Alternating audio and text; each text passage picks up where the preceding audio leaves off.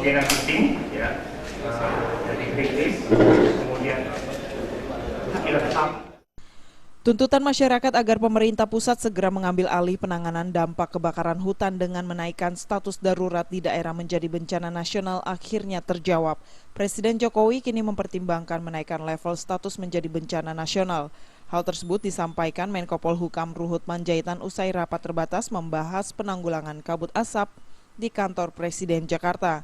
Menurut Luhut, saat ini sedang dilakukan kajian dari bencana tersebut untuk dipertimbangkan apakah sudah layak untuk dijadikan bencana nasional dan nanti kajian tersebut akan dilaporkan kepada Presiden.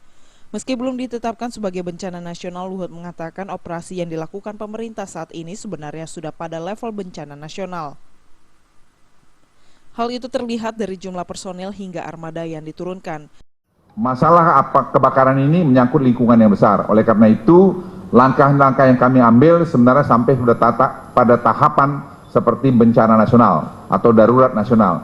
Tapi apakah itu akan dilakukan atau tidak, tergantung nanti hasil exercise yang akan kami laporkan pada Presiden. Jadi kami sedang diperintahkan untuk melakukan kajian singkat dalam waktu dekat ini, statusnya ini mau kita apakan. Tetapi ingin saya beritahu sama Anda sekalian, kami tindakan-tindakan yang kami lakukan sekarang levelnya itu sudah level seperti darurat nasional karena kami tahu bahwa ini rakyat tidak bisa menunggu lama. Sementara itu terkait bantuan Menteri Koordinator Pembangunan Manusia dan Kebudayaan Puan Maharani mengatakan hingga saat ini sudah ada 33,8 juta ton bantuan kemanusiaan yang disalurkan untuk masyarakat terdampak asap. Bantuan yang diberikan berupa masker dan obat-obatan. Ini tentu saja nantinya harus diantisipasi masalah kesehatan, pendidikan, dan sosial. Di Kementerian Kesehatan sudah mengirim, sudah mengantisipasi, bahkan memobilisasi hal-hal yang berkaitan dengan kesehatan.